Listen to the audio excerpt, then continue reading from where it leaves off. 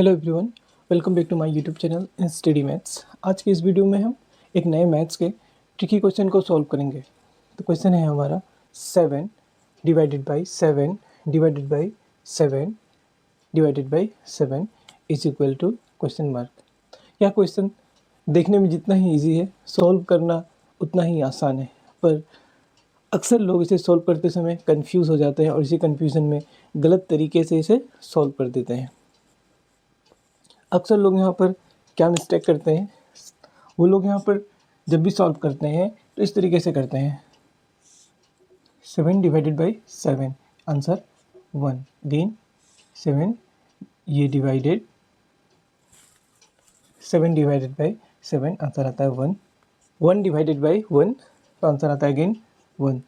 तो इसे ही लोग सोचते हैं कि यही आंसर है, लेकिन ये आंसर बिल्कुल गलत है और इस तरीके से इसे सॉल्व नहीं किया जा सकता।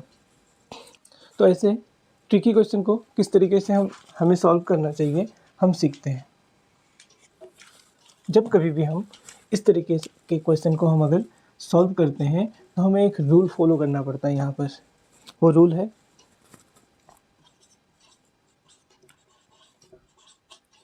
बदमाश। अक्सर इस तरीके के क्वेश्चन को हमें इस रूल के अकॉर्डिंग सॉल्व करना होता है।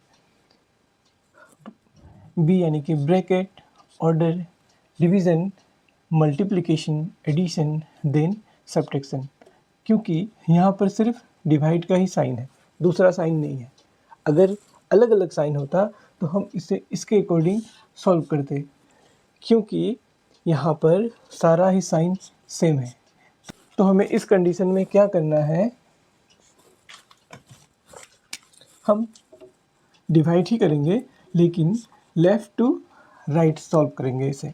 यानी कि सबसे पहले इस वाले पार्ट को सॉल्व करेंगे और बाकी का हमें एज इट इज़ लिखते हुए जाना है। 7 1 जा 7 यानी कि आंसर आता है 1। फिर ये डिवाइड, और इसे हम अभी सॉल्व नहीं करेंगे, इसे कंटिन्यू लिखते हुए जाएंगे। नेक्स्ट लाइन में अब इस वाले पार्ट को हम डिवाइड करेंगे, तो इसे हम इस तरीके से लिख सकते हैं 1/7। अगेन ये डिवाइड 7। नेक्स्ट लाइन में 1/7 और ये डिवाइड का जो साइन है इसे अगर हम चेंज कर दें, मल्टीप्लाई कर दें, तो हम इस तरीके से इसे लिख सकते हैं। क्योंकि 7 के नीचे भी 1 रहता है जो कि हिडन रहता है। अगर हम यहाँ पर मल्टीप्लाई का साइन दे दें तो ये जस्ट उल्टा हो जाता है, यानी नीचे का ऊपर, ऊपर का नीचे हो जाता है। ये 1/7 हो गया इस तरीके से। नेक्स्ट लाइन में 1 × 1 आंसर आता है 1, 7 × 7 आंसर आता है 49। तो यही है फाइनल आंसर। और इसी तरीके से इसे सॉल्व करना चाहिए। अगर इस तरीके से इसे सॉल्व ना करें तो ये रॉन्ग हो जाता है। तो हमें सबसे पहले यहाँ पर क्या करना है, ये बदमाश रूल को हमेशा हमें फॉलो करके ही इस तरीके को क्वेश्चन को सॉल्व करना है हमें। सिमिलरली यहाँ पर एक और क्वेश्चन को हम इसी तरीके से सॉल्व करेंगे। सबसे पहले हमें इस वाले पार्ट को सॉल्व करना है और बाकी का पोर्शन हमें एज इट इज़ लिखना है। 6 1 जा 6 यानी कि 1 divide 6 again divide 6। Next line में हमें ये वाले पार्ट को सॉल्व करना है।